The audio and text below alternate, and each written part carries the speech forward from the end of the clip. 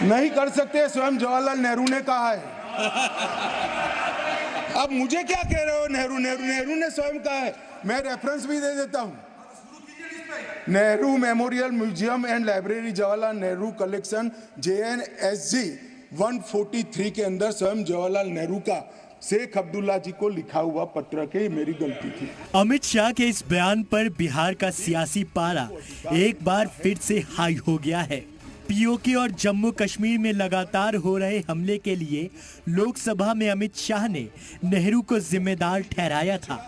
अब अमित शाह के बयान पर लालू यादव ने पलटवार किया है और पीओके में हमले के लिए वजीर दाखिला को ही जिम्मेदार ठहरा दिया। अच्छा, ये अमित शाह कल लोकसभा में बोले हैं कि पीओके के लिए जवाहरलाल नेहरू ही थे दोषी, लगातार उन पर हमले कर रहे हैं अमित शाह। अमित शाह को मालूम है, कोई जानकारी नहीं है। पीओके के लिए पीओके पर डेंजर है, इसके लिए अमित शाह। अभी जो हमले हो रहे हैं पीओके पर, JNK पर, तो सब के लिए जिम्मेवार है अमित शाह। इतना ही नहीं, लालू यादव ने यह भी दावा किया कि बिहार में बीजेपी को एक भी सीट जीतने नहीं देंगे। एक भी सीट नहीं जीतेगा, हार जाएगा सब, वो हम लोग जीतेंगे।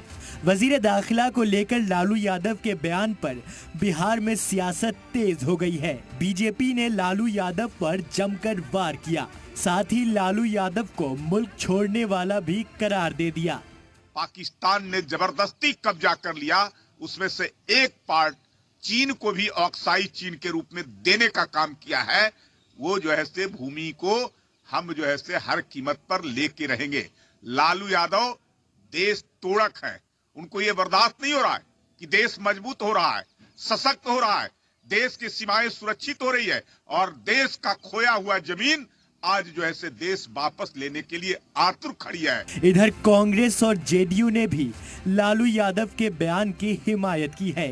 भाजपा के लोगों ने कभी भी बुनियादी मुद्दों की चर्चा नहीं की, न देश के लोगों के लिए कुछ किया, सिर्फ जुमला ही दिया है। और जहां तक कश्मीर का मसला है, आज जो भी हालात वहां पर है उसके जवाबदेह यही लोग हैं। ये लोग अपनी पीठ थपथपाने में लगे रहते हैं, लेकिन वास्तविकता इससे एकदम इतर है।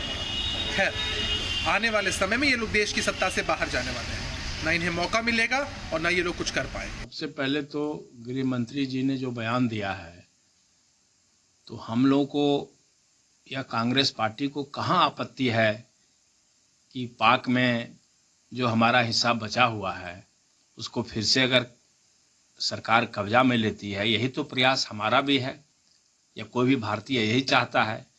इसलिए अगर वो इस तरह की बात करते हैं तो उसमें हम लोगों को ना आपत्ति पहले भी थी ना अभी भी है। लोकसभा में नेहरू को लेकर अमित शाह के बयान पर बिहार की सियासत तेज है और बार पलटवार का दौर शुरू हो गया है। लेकिन सवाल है, अखंड भारत के ख्वाब पर सियासत अलग अलग क्यों है?